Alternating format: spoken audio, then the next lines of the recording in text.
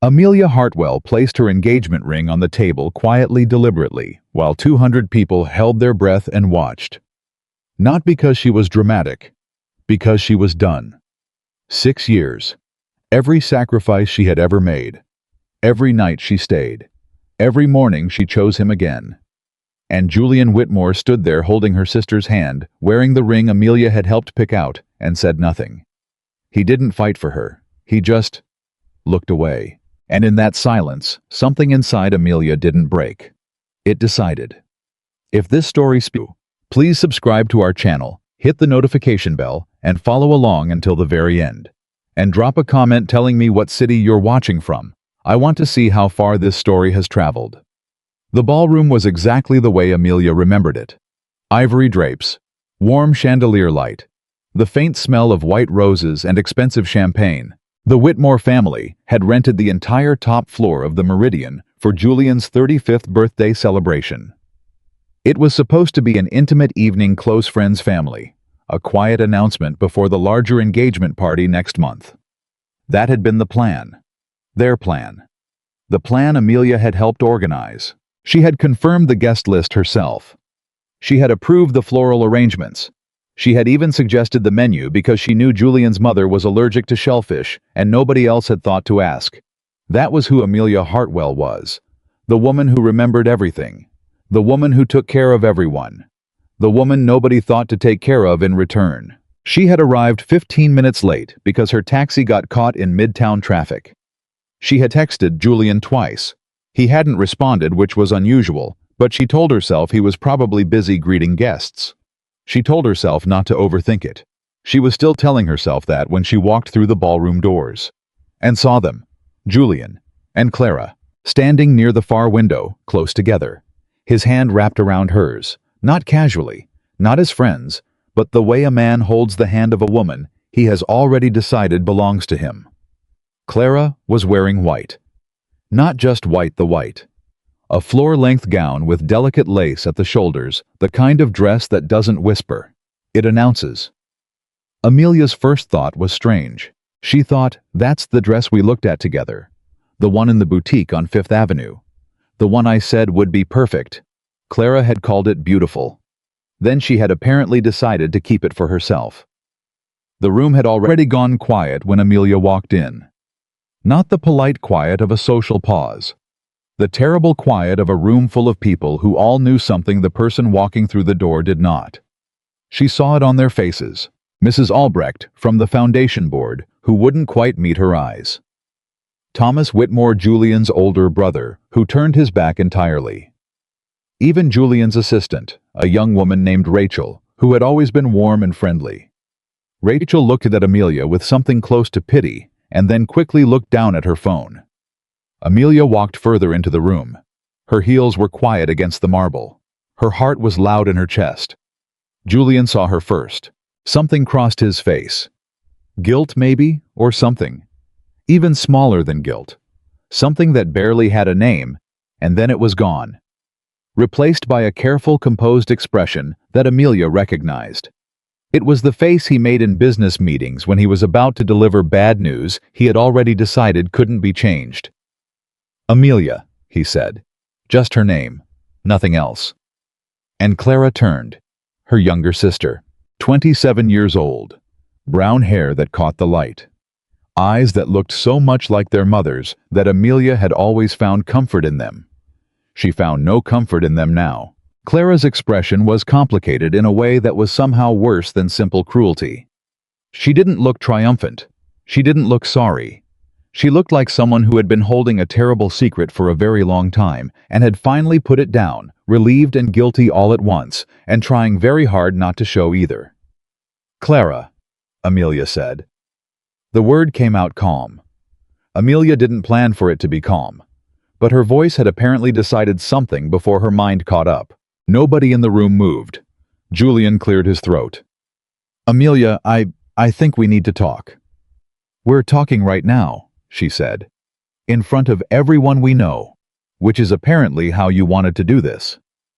Julian flinched. This isn't how I wanted. Then explain to me, Amelia said quietly. Why my sister is wearing a white dress at your birthday party? The silence in the room deepened. Someone near the bar very carefully set down a glass. Julian looked at Clara. Clara looked at Julian. It was a look Amelia recognized, the kind of look two people share when they have practiced this conversation privately and are now trying to remember who was supposed to speak first. It was Clara who spoke. Amelia. Her voice was soft, careful, the voice she used when she wanted to seem like the reasonable one. I know this looks... Don't, Amelia said. Just that word. Clara stopped. Don't tell me what it looks like, Amelia continued, because I'm standing here looking at it. And I'm not an idiot, Clara. I have never been an idiot. You've just always counted on me being too polite to say so. Something shifted in Clara's expression. Something defensive flickered and died. Julian stepped forward. Amelia, please. This is complicated. And there it was. That word. Complicated. Amelia had heard Julian use that word many times. When his business ran into trouble, complicated. When his family disapproved of choices he had made, complicated. When reality was inconvenient, and he needed a word that made inconvenience sound like no one's fault. She looked at him for a long moment. 6 years. 6 years she had loved this man. She remembered the first night they met at a charity gala. Julian laughing too loudly at someone else's joke and Amelia catching his eye across the room and thinking, there is something real inside that person trying to get out. She had spent 6 years believing that, encouraging that, standing guard over it. She had believed in him when his investors pulled out. She had believed in him when his father said he would never amount to anything. She had stayed at the hospital for 17 hours when he had emergency surgery and never once let go of his hand.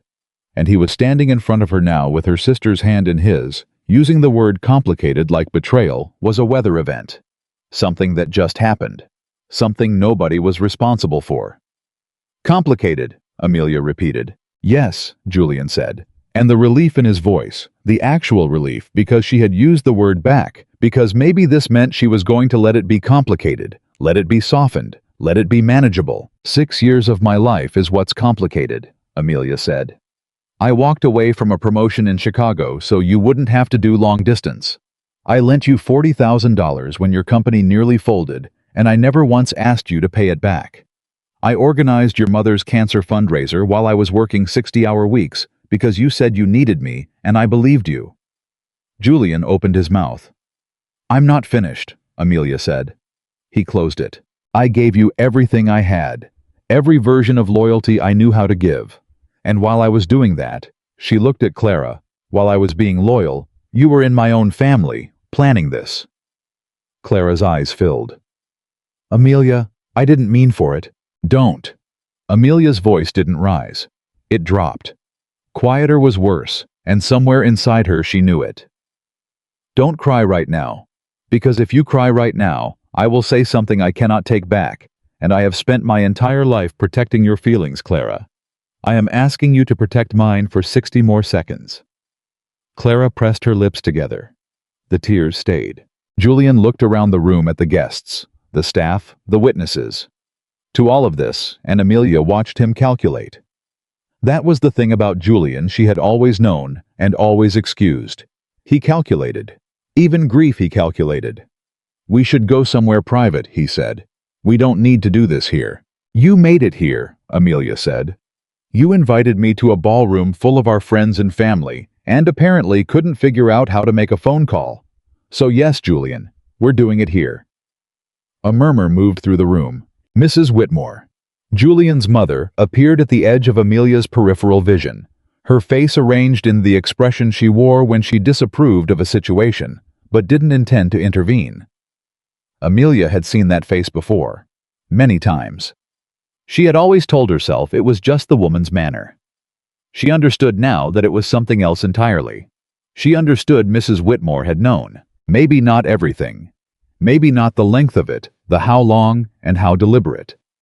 But she had known something, and she had never said a word. Amelia looked at Julian one more time. She took in the face she had memorized, the jaw she had touched 1,000 times, The eyes she had believed in when nobody else did. She slid the engagement ring off her finger. It was a beautiful ring. Round-cut platinum band, 2.5 carats. Julian had picked it himself, or said he had. She wondered now. She wondered when the lies had started and how early she would find them if she went looking. She placed it on the nearest table. Not thrown, not slammed, placed. Because she was still Amelia Hartwell, and she was not going to become something small in this room just because the people in it had treated her as something small. "I want the 40,000 back," she said. "I'll send the account details Monday." Then she turned and walked toward the exit. The room stayed silent. Nobody stopped her. Nobody said her name. She pushed through the ballroom doors and stepped into the hallway and kept walking past the coat check, past the elevator bank, past the attendant who held the lobby door open for her without quite meeting her eyes. Because word travels in hotels. Word travels fast. She walked out into the Manhattan night. The air hit her. Cold. October cold. The kind that finds the gaps in your coat and reminds you that you are a body, and bodies feel things. Amelia stood on the sidewalk. She looked up at the city. At the windows, stacked 20, 40, 60 stories above her. At the lights. At the ordinary, unaware life, continuing in every direction. And then something unexpected happened. She didn't cry. She had expected to cry. Had braced for it on the walk through the lobby, the way you brace before a fall. But it didn't come. What came instead was something quieter, and in some ways more frightening. A kind of stillness. A very cold, very clear stillness, like the moment after a fire when the flames are gone and you can finally see the shape of what was destroyed. She didn't know how long she stood there. Long enough for the temperature to drop another degree. Long enough for 3 cabs to pass and for her to not flag any of them. Long enough for the lobby doors behind her to open twice without her turning to look. The third time they opened, the footsteps that followed were different. Measured. Unhurried. The footsteps of a person who moves through space like they own it, not arrogantly, but with the kind of quiet certainty that comes from never having needed to rush. She didn't turn around. "You left your coat inside." The voice was low. Male. She didn't recognize it. "I know," she said. "It's 40 degrees." "I know that too." A pause. Then, "You're either very brave or very numb right now. I'm not sure which." She turned then. The man standing behind her was tall, not unreasonably so, but present in his height, the way certain people simply take up more of a room than their measurements should allow. He was wearing a dark jacket, no tie, dark hair, and the kind of face that had clearly been handsome once and had become something more interesting than handsome over time. He looked somewhere in his early 40s. His eyes were a shade of gray that reminded Amelia absurdly of lake water in November. She didn't know him. But something about the way he looked at her was strange. Not the way the people in the ballroom had looked at her with pity or discomfort, or the careful avoidance of the guilty. He looked at her directly. Straightforwardly. The way you look at something you're trying to understand, rather than something you're trying to manage. "I don't know you," she said. "No," he agreed. "Were you at the party?" "Briefly." A slight pause. "I had a meeting with Julian Whitmore's father 2 weeks ago. Thomas Sr. I was invited tonight as a professional courtesy." "And you stayed long enough to watch the whole thing?" "I stayed long enough to see what kind of person you are," he said. "Which turns out to be a different kind of person than I expected to find at a Whitmore event." She stared at him. "Is that supposed to be a compliment?" "It's supposed to be accurate," he said. "Whether it's a compliment depends on how you feel about being unlike the people in that room." Amelia looked at him for a long moment. In another life, the life of 3 hours ago, she would have been polite. She would have said something gracious and redirected the conversation.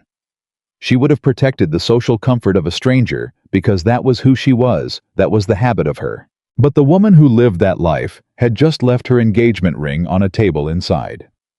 "I feel fine about it," she said. "Who are you?" He reached into his jacket pocket and produced a business card. He held it out. She took it. The card was heavy stock. No logo. Just a name printed in clean, simple type, Lucian Moretti, and a phone number. Nothing else. She looked up. Lucian Moretti, she said. Yes. The name was familiar. Not personally, she had never met him. But she had heard it. In the periphery of Julian's business world. In conversations she had only half paid attention to because Julian had never encouraged her interest in his work. The name attached to things like empire and private holdings, and once in a tone, Julian used to make sure she didn't ask follow-up questions. You don't want to know those people, Amelia.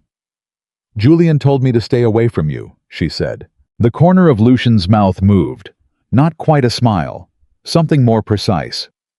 That, he said, is the most interesting thing anyone has told me in a very long time. She looked down at the card again. Then she looked up at the city, at all those lit windows, at the ordinary, unstoppable life of 10 million people who were not her and therefore did not have this problem tonight. I should get home, she said. Yes, he said. You should. He didn't try to stop her, didn't offer to call her a car, or suggest they continue the conversation, or give her any reason to stay. He simply stepped to the side to let her pass. She walked to the curb. She flagged a cab. She got in. As the car pulled into traffic, she looked out the window once, just once, and Lucian Moretti was still standing on the sidewalk, hands in his pockets, watching her go. Not the way Julian watched things, calculating, managing, but with that same direct, curious attention. Like a man recording something important. Then the cab turned the corner, and he was gone. Amelia sat back against the seat. She looked at the card in the apartment. Amelia moved into smelled like old paint and someone else's cooking. It was 1,200 square feet on the 4th floor of a building on West 54th Street. The kind of building that had seen better decades, but was still standing, which felt appropriate. The elevator worked 3 days out of 5. The radiator knocked at night like it was trying to get her attention. The windows faced a brick wall. She took it because it was available immediately, and because she needed to be somewhere Julian Whitmore had never been. She signed the lease on a Thursday morning, moved in on Friday with 2 suitcases and a box of books, and spent her first night sitting on the floor eating takeout pad thai, looking at 4 empty walls, thinking about nothing. Or trying to think about nothing. The truth was, her brain wouldn't stop moving. It kept going back through 6 years the way you retrace a road, looking for the turn you missed, replaying moments, re-examining conversations, pulling apart things Julian had said, and looking at them from new angles. A business trip he'd taken to Boston that she now wondered about. A night Clara had been unusually quiet at dinner and changed the subject twice. Small things. Things that hadn't meant anything at the time because she hadn't been looking for them to mean anything. She'd been too busy trusting people. She had always thought of trust as a strength. She understood now that it could also be a blind spot. That the same quality that made her good at loving people had made her remarkably easy to deceive. That realization sat in her chest like a stone. She didn't call her mother. Her mother would cry, and Amelia couldn't handle being the reason someone else cried right now. She didn't call her friends the friends who had been at the ballroom, who had watched everything and said nothing, who would now want to discuss it in the way people discuss disasters, half sympathy, half fascination. She wasn't ready for that conversation. She sat on the floor of her new apartment. She ate her pad thai. She told herself, tomorrow, you start over. Then she threw away the takeout container, washed her hands, and went to sleep on a blow-up mattress because her real bed wouldn't be delivered until Monday. Tomorrow came. She started over. It was harder than she expected and easier than she feared, which was its own complicated thing. The hard part was the silence. Not the apartment silence, she could handle that. The silence of her phone. She had expected Julian to call. She had expected something, an explanation, an argument, another use of the word complicated. Instead, nothing. He sent a single text 2 days after the ballroom. I hope you're okay. I'm sorry it happened this way. She stared at that text for a long time. I'm sorry it happened this way. Not I'm sorry I did this. Not I'm sorry I chose your sister while you were still wearing my ring. Just this way, as if the problem was the venue, the audience, the timing. As if what he was apologizing for was the inconvenience of her finding out.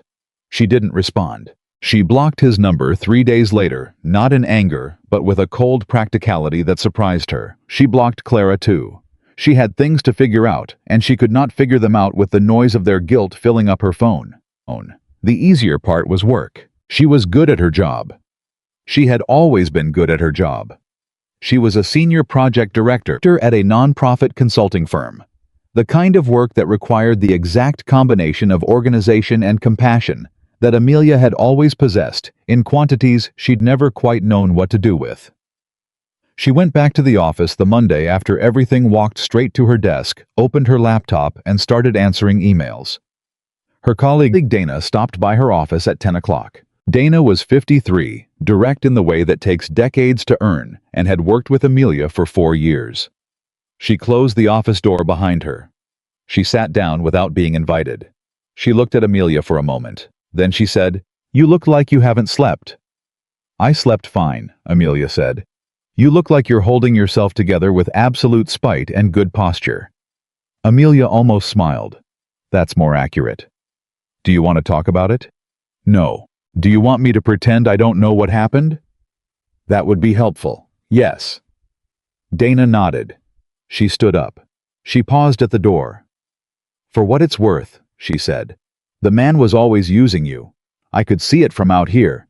You were just too close." Amelia looked up. "Why didn't you say anything?" Dana gave her the kind of look that answered the question without words. "Because people don't say things. Because nobody wants to be the person who dismantles someone else's love story. Because sometimes the only way to see the truth is to walk through the damage yourself." "Next time," Dana said, "I'll say something." She left. Amelia sat there for a long moment. Then she opened the spreadsheet she'd been working on before her life rearranged itself, and she got back to work. She did not think about Lucian Moretti. She told herself this every day for approximately 2 weeks, which was how she knew she was thinking about him constantly. It wasn't romantic. She was clear with herself about that. She was in no condition for romantic. She was in the condition of a person who had just walked through a fire and was still checking themselves for burns. What she thought about was the way he had looked at her. That direct assessing attention. Like someone who made a habit of seeing things clearly and wasn't afraid of what he saw. She kept his card in the inner pocket of her purse, which she told herself was because she kept forgetting to throw it away. She was not a convincing liar, even to herself. On a Wednesday night, exactly 17 days after the ballroom, her phone rang with an unknown number. She almost didn't answer. She answered. "Ms. Hartwell." Not a question. He already knew she'd pick up. She sat very still for 1 second. "Mr. Moretti."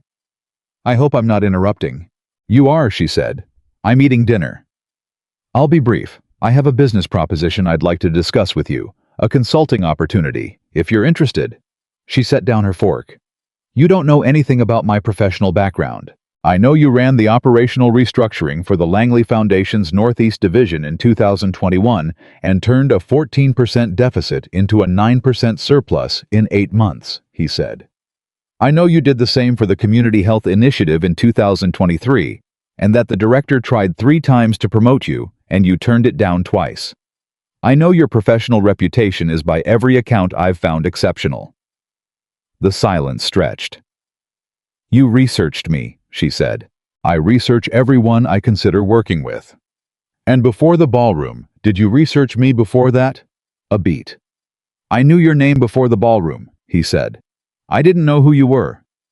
That distinction, the simplicity of it, the way it cut, surprised her into silence. What kind of consulting opportunity? She finally asked. The Moretti Foundation is restructuring its charitable giving arm. We have significant assets and inconsistent strategy. I need someone who can build a coherent structure and run it without needing to be managed. You need someone who can build something, she said. Yes. Why me specifically? Because I watched you walk away from a room full of people who expected you to fall apart, he said, and you didn't. And because I've met many impressive people in my career who perform their competence and very few who simply live it. You're the second kind. Amelia looked at the wall across from her. The brick wall outside her window. Mr. Moretti, she said, I appreciate the call, but I'm going to be honest with you. I've just come out of a very complicated situation. The last thing I should do right now is take on a major new professional commitment connected to someone in Julian Whitmore's circle." "I'm not in Julian Whitmore's circle," he said. The meeting with his father was a professional assessment. The assessment was negative. "I have no further business with the Whitmore family." Why was it negative? Another beat. This one slightly longer. "Because Thomas Whitmore Sr. built his reputation on relationships he doesn't honor," Lucian said. "I don't work with men like that." The word honor landed strangely in her chest, like a door opening in a room she'd kept locked. "I need time to think about it," she said. "Of course. And if I say no?" "Then you say no," he said. "I won't call again." She believed him. That was the strange part. She believed immediately that he was the kind of man who meant exactly what he said. "I'll call you by Friday," she said. "I look forward to it." He hung up. She sat at her kitchen table for a long time. Then she picked up her fork and finished her dinner and tried very hard to think about something else and failed completely. She called Dana the next morning. "I have a question," she said. "And I need you to be completely honest." "Always," Dana said. "Have you heard of a man named Lucian Moretti?" The pause on the other end was brief but specific. "Where did you hear that name?" Dana asked. "He called me last night. He wants to hire me as a consultant for his foundation." Dana was quiet for 3 full seconds, which from Dana was practically a drama. "Amelia," she said carefully, "Lucian Moretti is not a person who calls people for small reasons." "I know. Do you know who he is? What his family is connected to?" "I know the name," Amelia said. "I know the reputation." "Then you know that accepting work from him is not just a professional decision." "I know that too." "And you're still considering it." "I'm still considering it," Amelia said, "which is why I'm calling you." Dana exhaled. "What do you want me to tell you?" "Tell me if this is a terrible idea. Objectively." "Yes, it is a terrible idea," Dana said. "You are emotionally raw. You are in the middle of rebuilding your entire life from scratch, and you are considering taking a job with a man who is by any reasonable measure one of the most powerful and complicated figures in New York private business. That is objectively a terrible idea." "Okay," Amelia said. "But," Dana continued, "you are also one of the most capable people I have ever worked with, and you have spent 6 years making yourself smaller so that Julian Whitmore could feel bigger. So if there's a part of you that wants to stand up and do something that scares you, Amelia, I will not be the person who talks you out of it." Amelia pressed her lips together. "You're not giving me a clear answer," she said. "That's because this isn't a clear situation," Dana said. "Go with your gut. It's better than you've been giving it credit for." She hung up. Amelia sat with that. She thought about 6 years. She thought about Chicago and the promotion she'd turned down. She thought about $40,000 and 17 hours in a hospital waiting room. And the way Julian had said, "I need you" in those moments, low and honest. The voice of a man who meant it, or who she'd believed meant it. She thought about the way Lucian Moretti had said, "I didn't know who you were." She called him back that afternoon. Not Friday. Thursday. "I'll take the meeting," she said. "I'll have my assistant send you the details," he said. "One condition," she added. "Go ahead. This is a professional engagement. I want a proper contract. Scope, deliverables, compensation, timeline. Clean and documented." "I would expect nothing less," he said. "Good. Ms. Hartwell." "Amelia," she said before she could stop herself. A pause. "Amelia," he said. And something in the way he said it, not warmly exactly, but with a kind of careful precision, like he was placing something important on a surface that mattered, made her breath catch for just a moment. "Friday," she said. "Text me the address." She hung up. She looked at her phone. She thought, "This is either the smartest thing you've done in years, or the most spectacularly reckless." She couldn't decide which, and the inability to decide felt for the first time in a very long time like being alive. The meeting was at his office on the 22nd floor of a building in Midtown that had no visible lobby signage, which somehow managed to be more intimidating than if it had read Moretti in 6-foot letters. His assistant, a composed woman named Sylvia, who appeared to run the entire floor on the strength of sheer organizational willpower, showed Amelia to a conference room and offered her coffee. Amelia accepted the coffee. Lucian arrived 4 minutes later. Not late, not rushing. The kind of exactly on time that said he had thought about when to walk in and made a decision. He looked like she remembered. The same quality of stillness. The same steady gray eyes. He was wearing a charcoal suit. This time, no jacket sleeves rolled to the forearm, and Amelia noticed his hands, the hands of someone who built things, or had once. "You came early," he said. "I like to see rooms before people fill them," she said. He sat across from her. He put nothing on the table. No files, no laptop, nothing to create the theater of a business meeting. "Tell me what you know about the Moretti Foundation," he said. "It was established by your father in 2003, primarily focused on arts endowment and urban literacy programs," she said. "Its giving has been inconsistent, large grants in some years, dormant in others. Total assets approximately 60 million. Its form, 990 filings for the last 3 years, suggest administrative overhead that's too high, relative to program spending, and the board structure is thin. 3 members, all family adjacent, no independent directors." He looked at her. "You did your research," he said. "I research everything I consider working with," she said, and let that sit there. Something moved behind his eyes. Not amusement exactly. Something more like recognition. "What would you fix first?" he said. "The board," she said immediately. "You need independent directors with relevant expertise. Without that, nothing else you build will hold. Any major funder, any credible institutional partner will look at that board structure and walk away. Who do I recruit?" "People who care about the mission and don't need the prestige," she said. "Which rules out most of the people in your social circle, I'd guess." He leaned back slightly. "You'd guess correctly. I can identify candidates. I have relationships in the nonprofit sector that go back a decade. People who are credible, who are independent, and who won't be," she chose the word deliberately, "influenced by your family name in either direction." "Either direction?" he repeated. "Some people will be intimidated by who you are," she said directly. "Others will want to use the affiliation. You need neither." He was quiet for a moment. "You're not intimidated," he said. "Should I be?" "Most people are. I spent 6 years managing someone else's anxiety about who he might become," she said. "I don't have a lot of patience left for managing other people's reputations. If you're asking whether your name makes me nervous, no. What would make me nervous is taking a job I couldn't do well. That doesn't apply here." He studied her. Then he said, "The previous director of the foundation stayed 4 years and accomplished very little. I'll tell you honestly, I don't know if the failure was hers or mine." That surprised her. She hadn't expected that sentence. "Why do you say that?" she asked. "Because I didn't give her the authority to make real decisions," he said. "I kept the strategy too close. I'm trying to determine whether I've changed enough to do this differently." Amelia sat with that for a moment. "That's the most honest thing anyone said to me in a meeting in years," she said. "I don't see the point of being anything else," he said. "Especially with someone I want to hire." She looked at him steadily.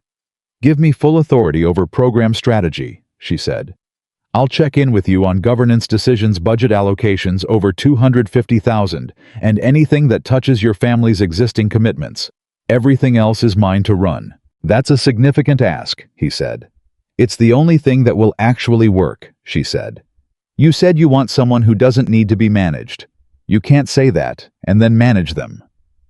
A beat. Then Lucian Moretti nodded. "Draw up your terms," he said. "Send them to Sylvia by end of week. I'll want a 12-month contract with a 90-day exit clause for either party," she said. "Agreed. And I'll need an office in this building. I work better when I'm not remote." "Done." She stood, extended her hand. He shook it. His hand was warm, and the grip was exactly what she would have predicted, firm, not performative. "Why does it matter to you?" she asked. Not quite what she'd planned to say. He frowned slightly. What? The foundation. You have enough money that you could just write checks. Why does it matter that it actually works? He was quiet for a moment. My mother died when I was 11, he said. She was sick for 2 years before that. The only place she ever said made her feel like herself during those 2 years was a literacy center in Queens. Volunteers. Donated space. 20 folding chairs. She read to children on Thursday afternoons because she said it was the only hour of the week where nobody looked at her like she was dying. Amelia didn't speak. The center closed the year she died, he said. Funding ran out. I was 11, so I couldn't do anything about it. I've been trying to do something about it ever since, and doing it badly. A pause. I'd like to do it better. She picked up her bag. 11-year-old Lucian Moretti would be glad to know you're still trying, she said. She walked out. In the elevator going down, she stood very still and thought about literacy centers, and Thursday afternoons, and 20 folding chairs, and about a woman who had needed 1 hour a week where nobody looked at her like she was disappearing. She thought about all the things people built out of the things they couldn't fix. She thought about herself. By the time she reached the lobby, something had shifted in her, not dramatically, not the way shifts happen in movies. Quietly. The way a window opens in a room that's been sealed too long. She walked back out into the city. She pulled out her phone. She had 3 missed calls, 2 from her mother, 1 from a number she didn't recognize, and 1 text from Clara that read, I heard you met with Lucian Moretti. Amelia, please be careful. You don't know what you're getting involved in. Amelia stared at that text. She thought about all the things Clara had told her over the years. Be careful. Don't push too hard. Don't ask too many questions. Don't make things complicated. All the ways her sister had, with great gentleness and apparent love, encouraged her to stay exactly where she was. She put her phone in her pocket without responding. She kept walking. She did not look back. Clara's text sat unanswered for 9 days. Amelia wasn't avoiding it out of anger. She was avoiding it because she hadn't yet decided what version of herself was going to respond: the sister who still loved Clara, despite everything, or the woman who was finally carefully learning to stop putting other people's comfort before her own clarity. She started her job at the Moretti Foundation on a Monday. Sylvia showed her to an office on the 22nd floor corner, facing 2 windows, a clean desk, and nothing on it. Amelia put her bag down, looked at the empty desk, and thought, this is what a clean start actually looks like. No photographs of Julian, no traces of the life she'd been living. Just space, just possibility, just the terrifying and exhilarating blankness of something new. She spent the first week doing nothing but reading. Every 990 filing, every grant report, every board minute from the last 8 years. She made notes in the margins and said nothing to anyone. Lucian checked in once on Wednesday afternoon. He appeared in her doorway without knocking. She would learn this was simply how he moved through his own building, like a man who had never quite gotten used to the idea that doors were meant to slow him down. How are you settling in? He asked. I've found 6 structural problems in the grant-making process and 2 potential compliance issues, she said without looking up from the file. A pause. Good morning to you too, he said. She looked up then, and he was almost smiling. That precise, controlled, almost smile that she was beginning to understand was as close as Lucian Moretti got to openly amused. Good morning, she said. The compliance issues are more urgent than the structural ones. I'd like to talk to your attorney by end of week. I'll have Sylvia arrange it. And I need the contact information for every grant recipient from the last 5 years. I want to call them directly. Why? Because the files tell me what we gave them, she said. The calls will tell me what they actually needed. Those are almost never the same thing. He looked at her for a moment. Sylvia will send the list today, he said. He left. She went back to her files. By Friday, she had spoken to 11 grant recipients. 7 of them said essentially the same thing in different words. The money arrived late. The reporting requirements were so complex, they'd needed to hire additional staff just to comply, and the relationship with the foundation had felt transactional, like filing forms for a bureaucracy, rather than working with a partner who cared about the outcome. She typed up a 12-page summary and sent it to Lucian at 9 o'clock Friday night. He responded at 9:14. This is the first honest assessment this foundation has received in 8 years. What do you need to fix it? She typed back, time, authority, and for you to trust the process even when it's uncomfortable. He responded, you have all three. She put down her phone. She sat in her quiet apartment with its brick wall view and its knocking radiator and thought about the strange shape her life had taken. 6 weeks ago, she had been placing an engagement ring on a ballroom table. Now she was rebuilding a $60 million charitable foundation and exchanging Friday night work messages with a man whose name used to make Julian go quiet in a particular way. She should have felt more uncertain than she did. Instead, she felt cautiously and almost suspiciously like herself. The call came on a Tuesday morning 3 weeks into her new job. She was in the middle of a phone interview with a potential board candidate, a woman named Dr. Patricia Osei, a public health researcher with an extraordinary record and absolutely no tolerance for organizational nonsense, which made her exactly what the foundation needed when her assistant knocked and held up a note through the glass. Your sister is in the lobby. Amelia kept her face neutral. Dr. Osei, I apologize, could I call you back in 20 minutes? Something's come up. Of course, Patricia said. For what it's worth, this is the most thorough board recruitment conversation I've ever had. I'm genuinely interested. I'll call you back, Amelia said. She hung up. She sat for exactly 30 seconds. Then she stood up, straightened her jacket, and went down to the lobby. Clara was standing near the reception desk, holding her bag with both hands, the way she did when she was nervous, fingers wrapped around the strapped knuckles, slightly pale. She was dressed simply, no jewelry, and she looked like she hadn't slept well in some time. Good, a small and shameful part of Amelia thought, and then felt guilty for thinking it. You didn't answer my texts, Clara said. I know, Amelia said. Walk with me. She led Clara to a small seating area near the building entrance away from the reception desk. She did not offer to take her to her office. Some conversations needed neutral territory. They sat. Clara looked at her hands for a moment. I wanted to explain, she said. Okay, Amelia said. Explain. Clara glanced up, clearly surprised by the directness. She had expected Amelia could see it a longer approach, a warming up. The kind of conversational gentleness Amelia had always provided. Julian and I. Clara stopped, started again. It didn't start the way you probably think it did. Tell me how it started. Clara's jaw tightened slightly. About 2 years ago, he came to me. He said he was scared, that the company was in trouble, and he didn't know how to tell you. Amelia went very still. He came to you, she said. He said he couldn't tell you because you had already sacrificed so much for him, and he couldn't stand to see you look at him differently. Clara's voice was careful. She was choosing words the way someone chooses steps on ice, slowly testing the weight. I listened. I tried to help. And I know that what happened after that was wrong, Amelia. I'm not trying to defend it. But I need you to understand it didn't start as a betrayal.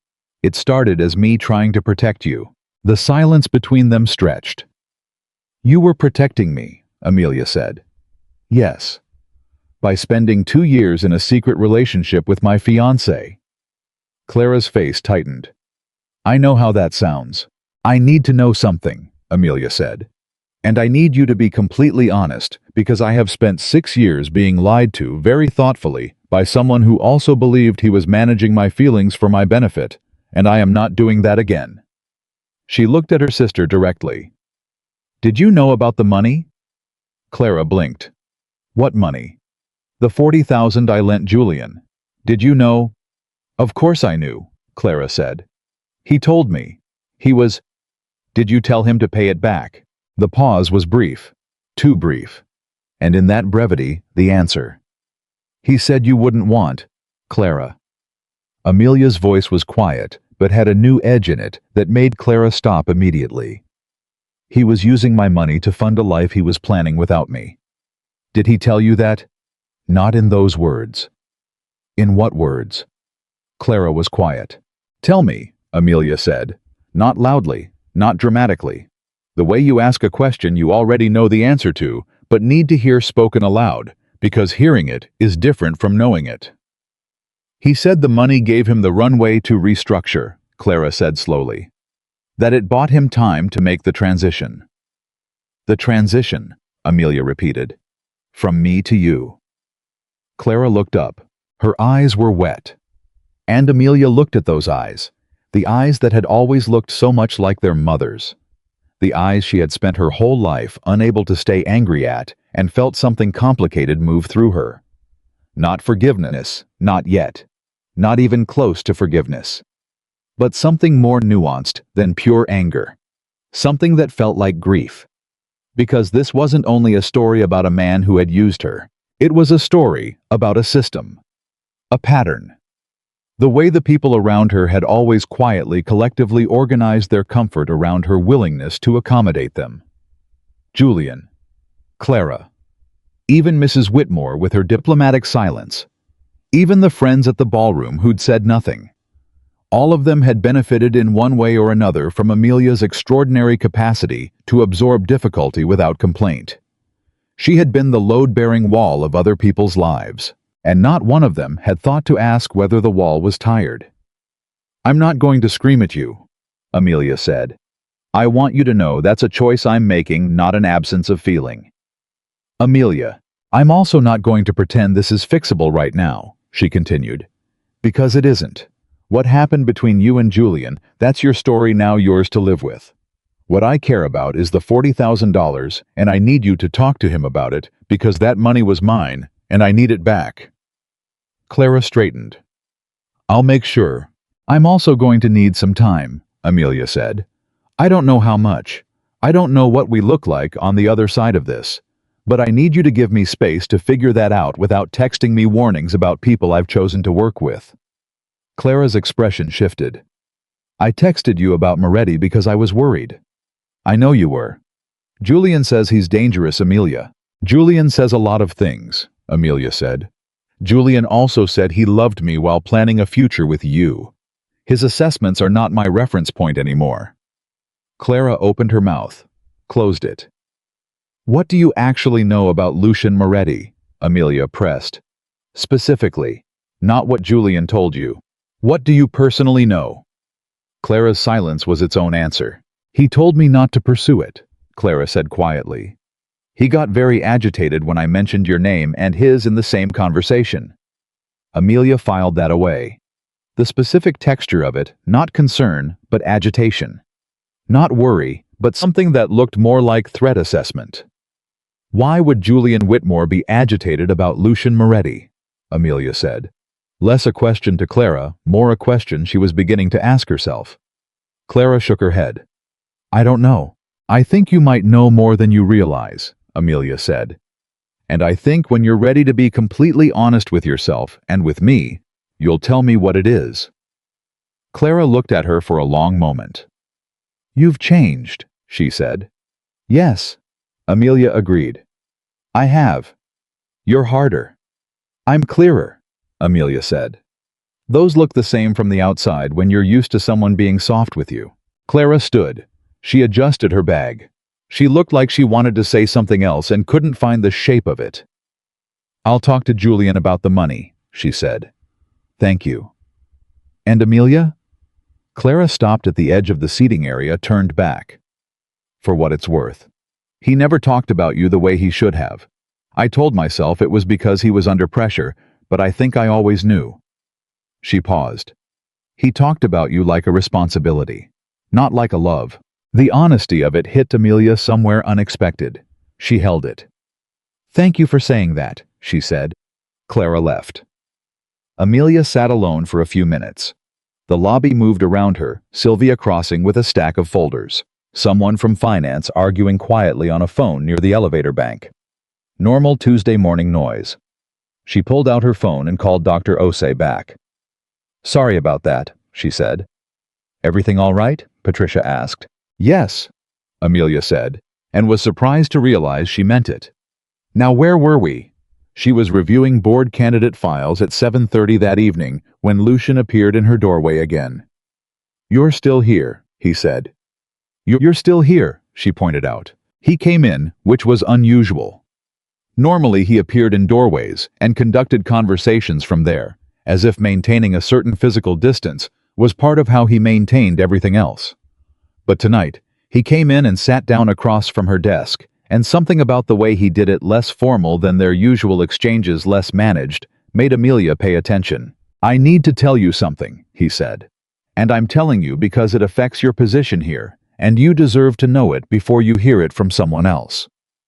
She closed the file. "Go ahead," she said. "Julian Whitmore came to see me today."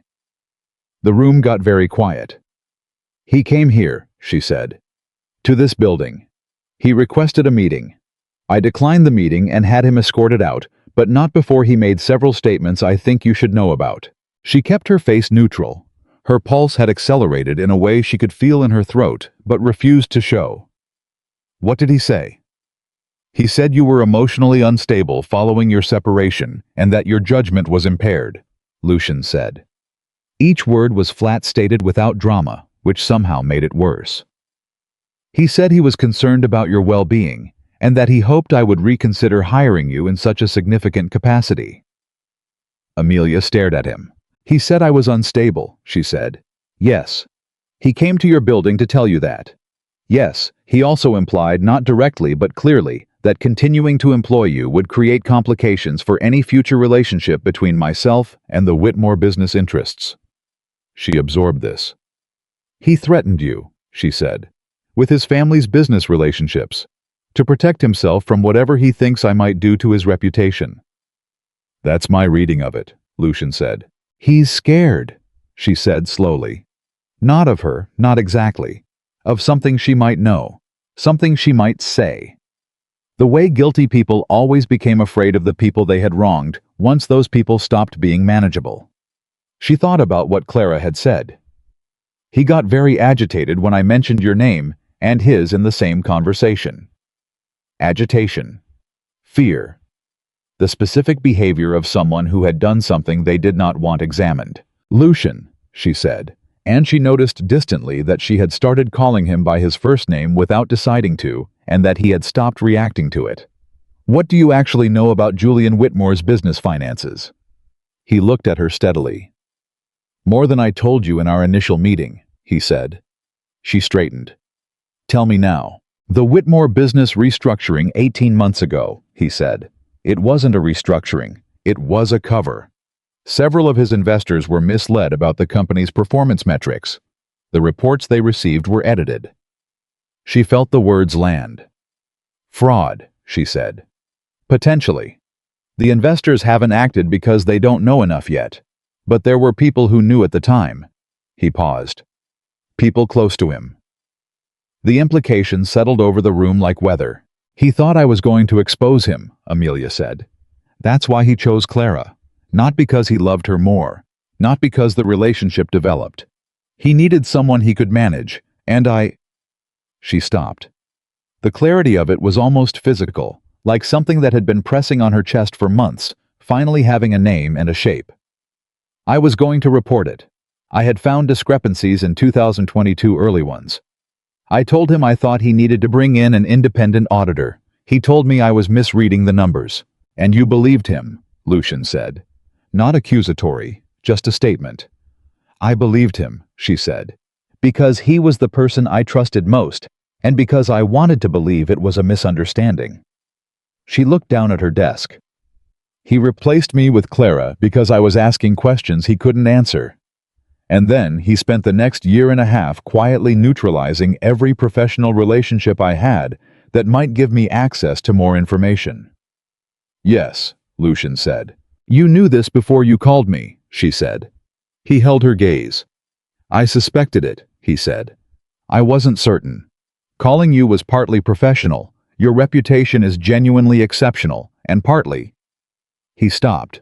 It was the first time she had seen him search for words. "Partly what?" she said.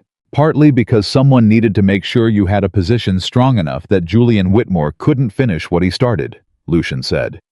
"Which was removing you from every situation where your competence and your integrity might become inconvenient to him."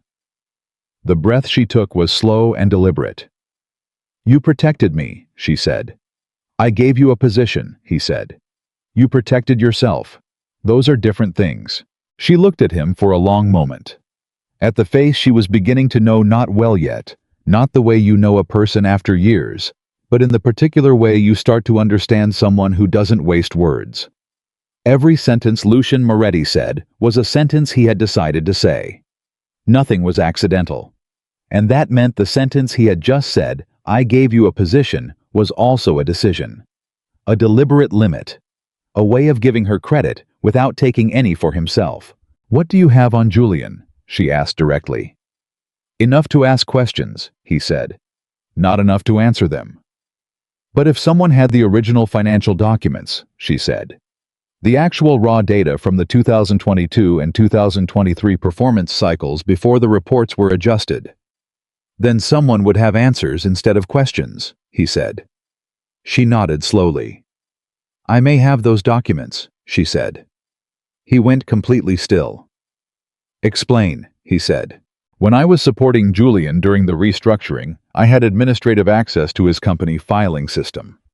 Standard practice. He needed help organizing board presentations. I was handling a lot of his scheduling and correspondence." She kept her voice even analytical, the way she had learned to think about painful things by converting them to logistics.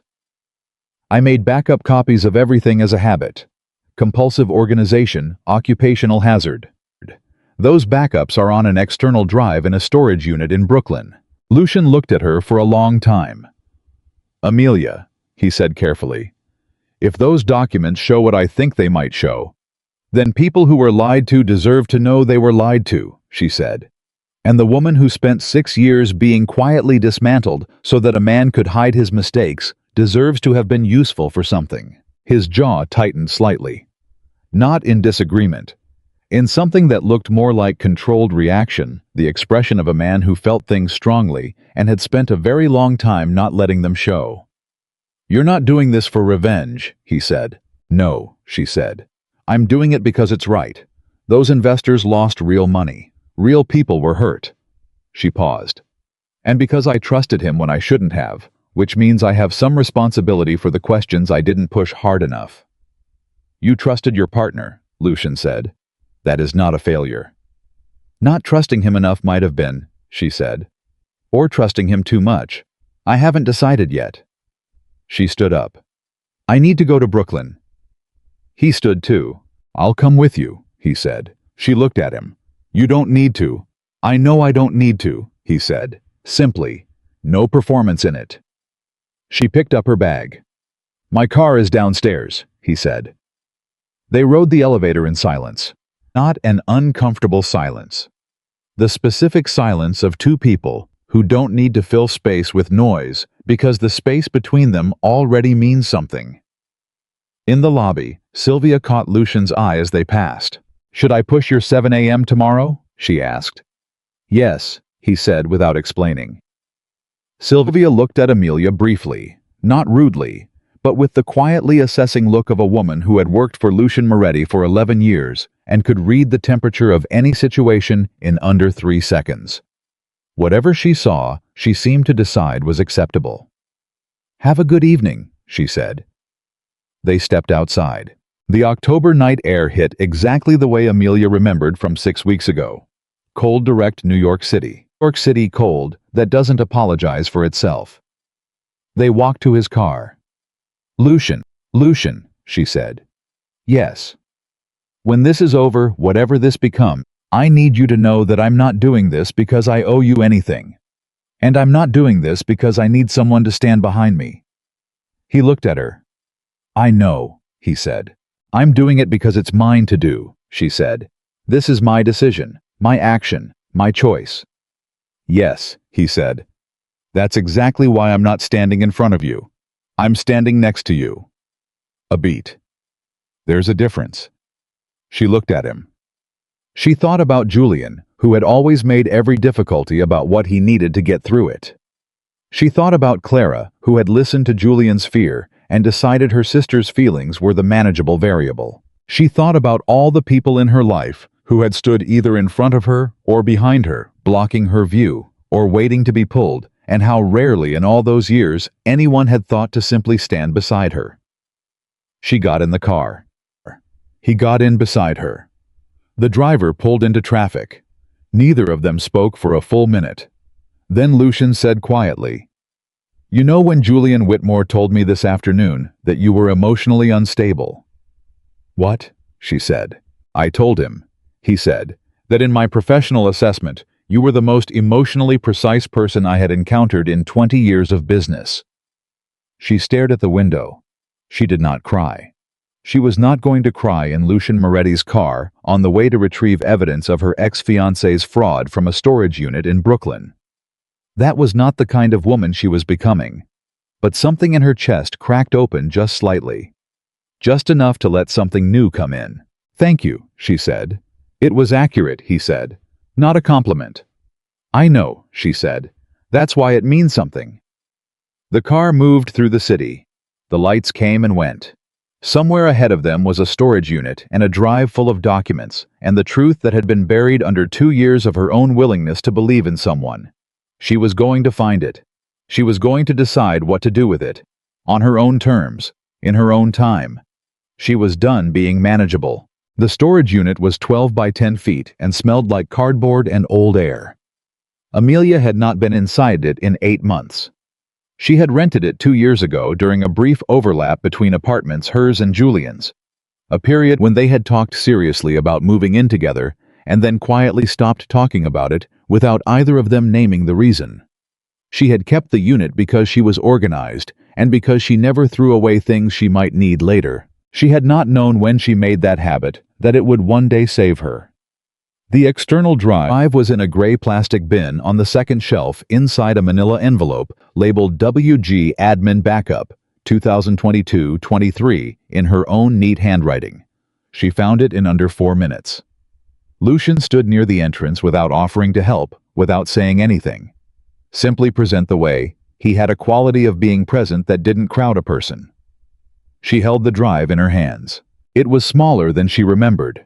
Roughly the size of a deck of cards. Ordinary in the way that objects containing extraordinary things always seem ordinary on the outside. "I made these copies in March of 2023, she said. "Before the second quarter reports were filed. Julian had asked me to help consolidate documentation for a board presentation. I had access to everything raw performance data, internal projections, the analyst notes before they were formatted for investor review." She paused. "I didn't know what I was looking at then. I mean, I saw the discrepancies, I flagged them. He told me I was misreading the export format, and I believed him." She turned the drive over in her hand. "But I kept the copies anyway, because that's who I am. I keep everything. That habit just became very important," Lucian said quietly. "Yes," she said. "It did." She put the drive in her bag. They drove back to Manhattan mostly in silence, and it was not the silence of two people who had nothing to say. It was the silence of two people sitting inside a moment that was too significant for small talk, and both wise enough to know it. When the car stopped outside her building, she didn't immediately move. "I need to look at these tonight," she said. "Properly. I need to go through everything and understand what I actually have before I do anything with it." "Agreed," he said. "And then I need to decide what to do with it," she said.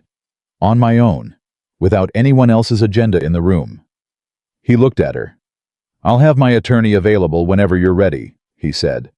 "Not to take over, to advise. The decision is entirely yours." She nodded. She got out of the car. Then she turned back. "Lucian." He met her eyes through the open door. "Whatever is on this drive, whatever Julian did, this isn't about destroying him," she said. "I need you to know that.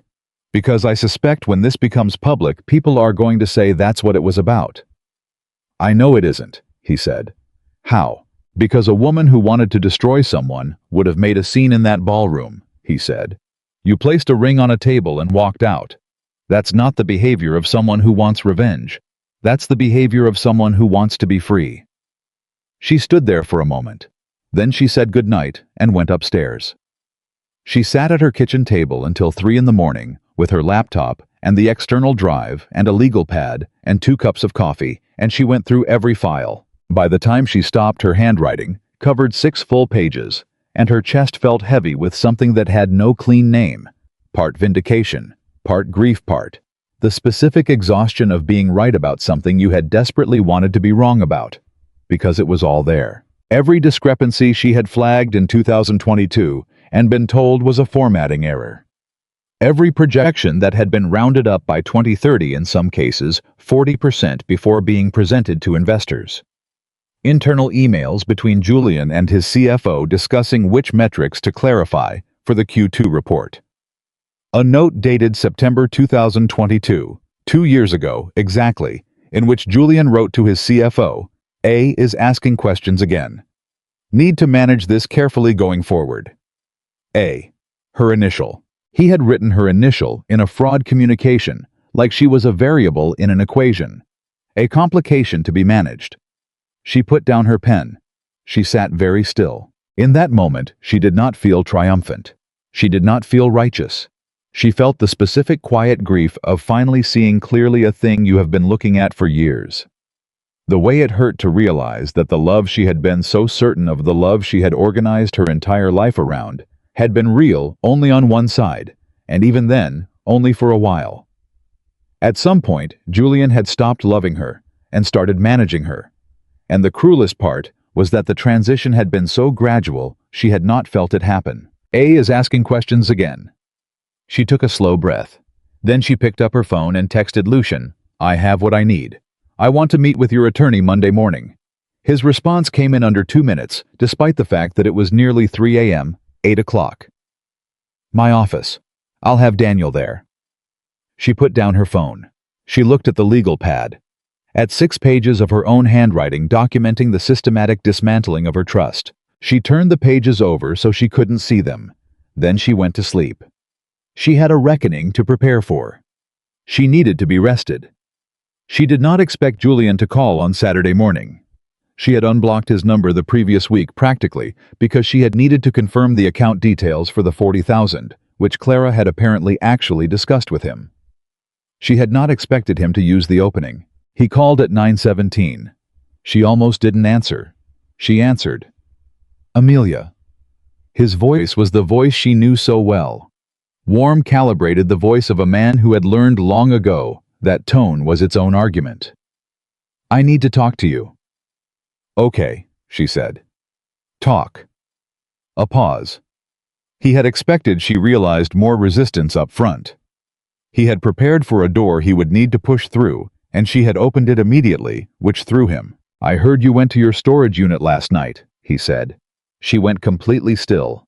"How do you know that?" she said. "That's not important." "Julian." Her voice dropped to something quiet and direct. "How do you know I went to my storage unit last night?" Silence. "I still have some people who keep an eye out," he said. And the casualness of it, the way he said it, like it was reasonable, like it was something any person might do, turned her stomach. "You had someone watching me," she said. "Not watching you," he said quickly. "Just keeping an eye on certain situations." "Amelia, I'm not trying to fight with you.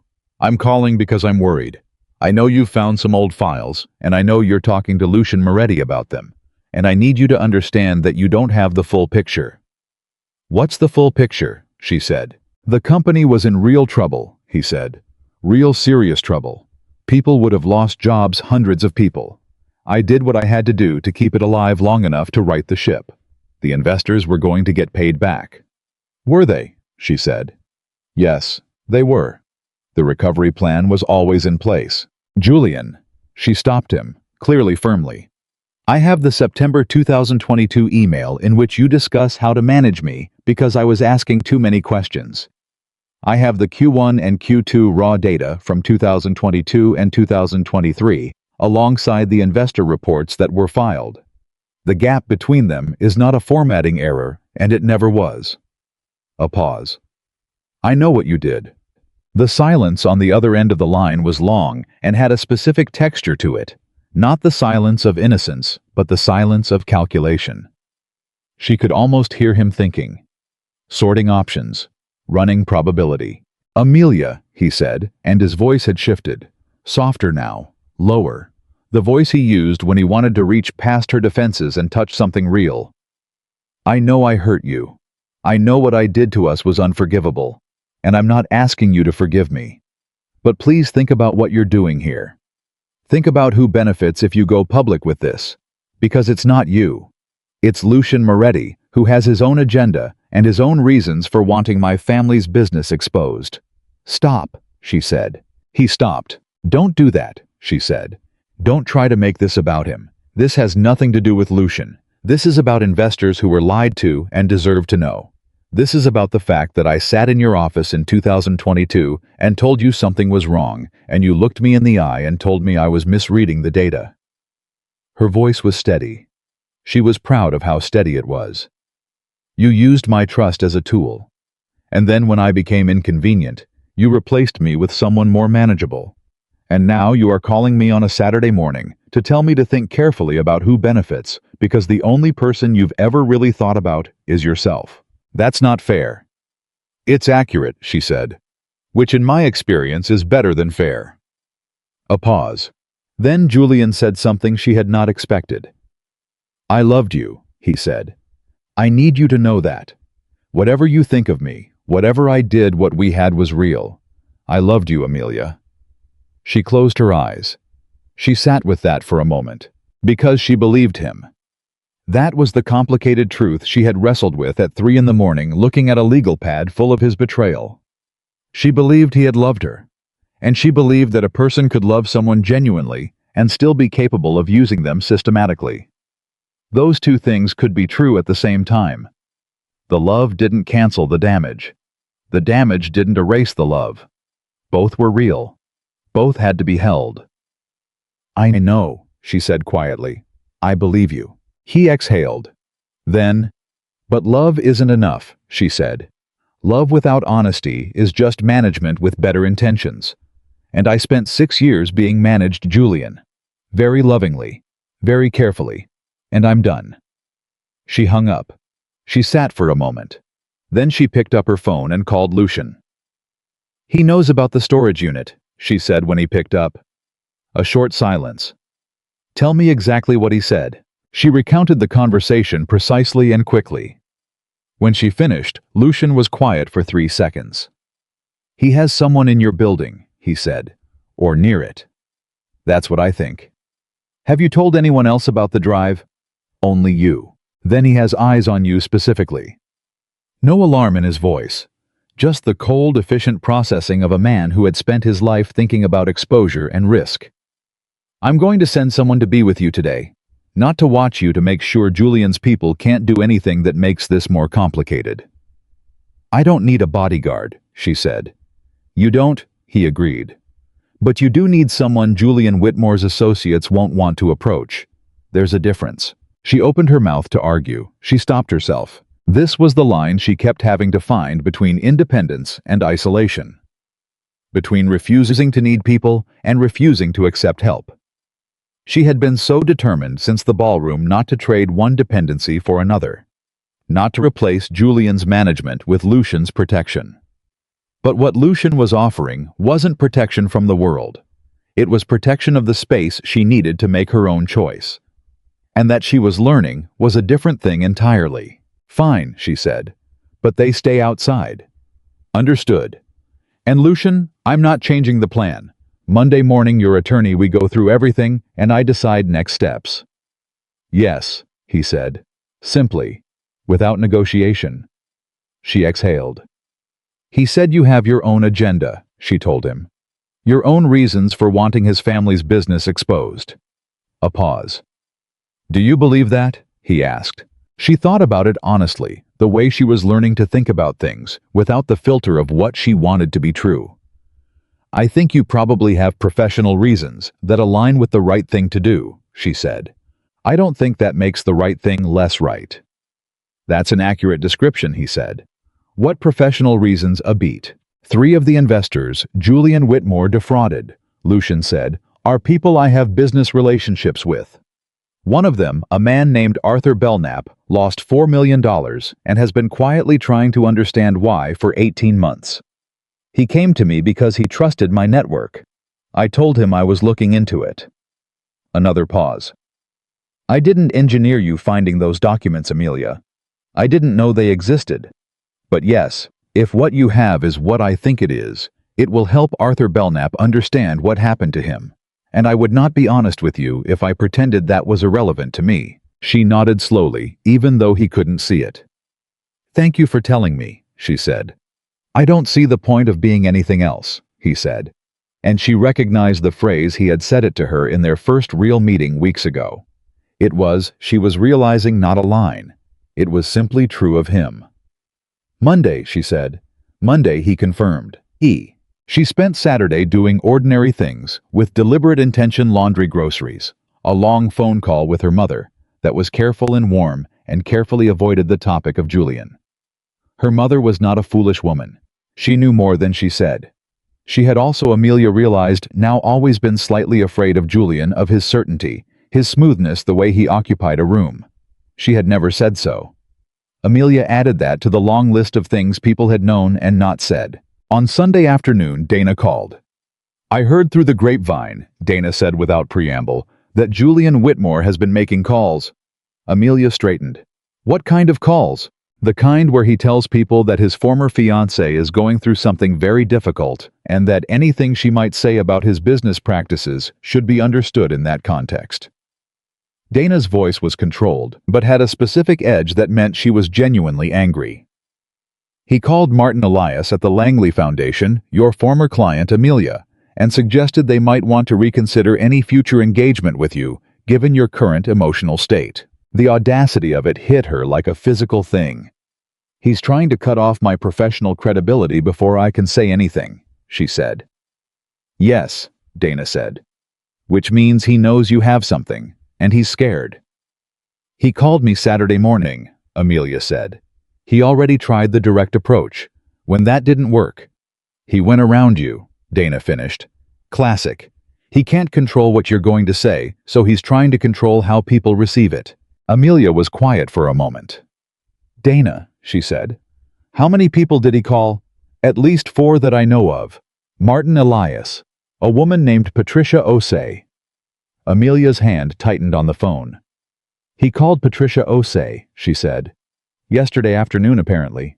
Patricia Osei. The board candidate. The one who had said just days ago that this was the most thorough recruitment conversation she'd ever had. The one Amelia genuinely needed for what she was trying to build at the foundation. She made herself breathe. How did Patricia respond? She asked. From what I hear, Dana said. She told him she appreciated his concern and would form her own opinions about the people she chose to work with.